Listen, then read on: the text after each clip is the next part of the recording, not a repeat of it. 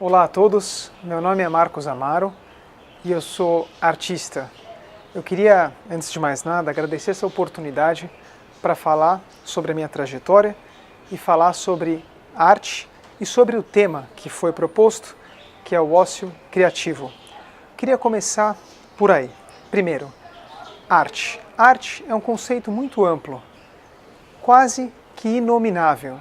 Então, quando eu me refiro a mim mesmo como artista, eu procuro me aproximar de um conceito mais amplo, menos estereotipado e menos rotular a respeito de mim mesmo. E o artista, o que ele faz, na maioria das vezes, é procurar a desconstrução das coisas, de modo que ele consiga ressignificar a sua própria história e, consequentemente, o seu entorno. Primeiro que eu não acho que seja ócio criativo. E por que eu não acho que seja ócio criativo? Porque eu acho que existe muito trabalho na criatividade. Eu acho que quem vive da criatividade, quem procura viver da criatividade, procura pensar bastante sobre as suas próprias relações e sobre as relações que as pessoas e o próprio artista faz sobre o mundo. Então a criatividade é um fenômeno de muito trabalho e de profunda compreensão a respeito de si mesmo e sobre o mundo. Eu, particularmente, nos últimos anos, adotei uma postura de desconstruir a minha história para poder ressignificá-la de uma outra maneira. Como? Procurando mais sentido para a minha vida. Eu penso que acima da alegria ou da tristeza, ou até mesmo da felicidade, existe o sentido. E eu penso que o sentido, pelo menos para mim, ele é mais importante do que qualquer estado de espírito. Eu creio que os chamados estados de espírito, eles são decorrências de processos psíquicos que nós podemos escolher ou não vivenciá-los. E esses processos, eles são muito individuais, de acordo com o nosso entendimento e de acordo com a nossa compreensão sobre o real.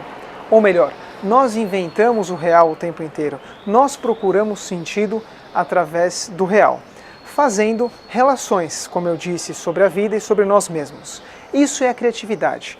A consequência disso é a arte. A arte é quando a gente manifesta, através da nossa expressão, o que eu estou fazendo exatamente nesse momento, sentimentos e pensamentos profundos a respeito de nós mesmos, que vai me fazer, logo depois de gravar esse vídeo, reassistir esse vídeo de modo a procurar entender no meu inconsciente aquilo que eu estou dizendo agora.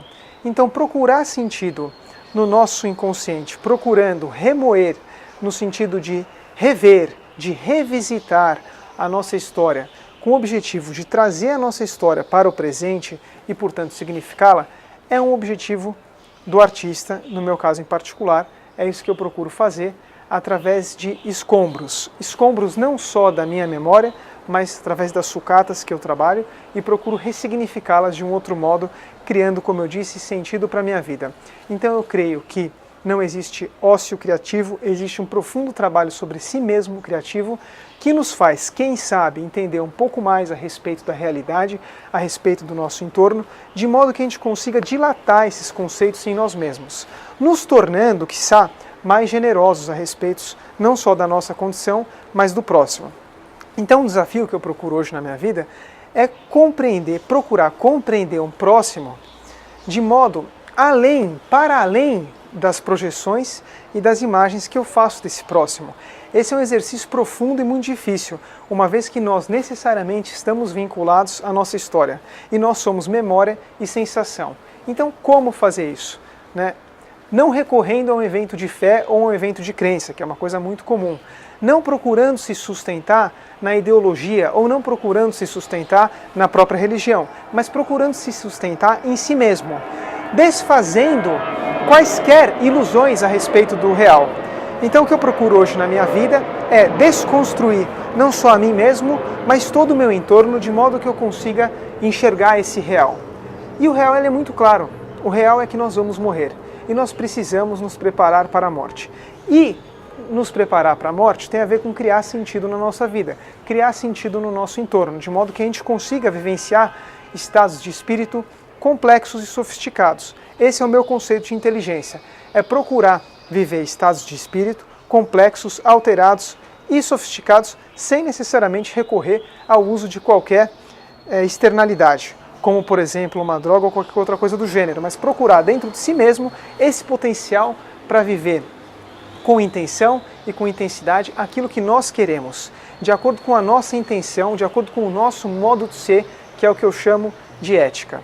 Então, ser ético, na minha leitura, é vivenciar de acordo com o nosso entendimento sobre o real. E, claro, se responsabilizar pelas coisas que nós fazemos no mundo. Ninguém tem que se responsabilizar pelas nossas coisas. Somos nós mesmos que optamos, escolhemos e, portanto, somos responsáveis pelo nosso destino. Isso é o que eu chamo de liberdade. Eu queria deixar aqui esse depoimento, não só para vocês, mas para mim mesmo, sobretudo, refletir sobre o que eu acabei de dizer. Coloco tudo em constante questão e desconstrução a respeito não só de mim mesmo, mas a respeito dessas palavras que eu acabei de professar, de proferir palavras. Eu agradeço profundamente o tempo de vocês e me coloco aberto, à disposição e disponível para responder quaisquer perguntas, ou quem se interessar também pode entrar em contato com esse universo para que a gente consiga dialogar e construir com base nesses pressupostos. Muito obrigado, eu agradeço profundamente o tempo de vocês. Até logo.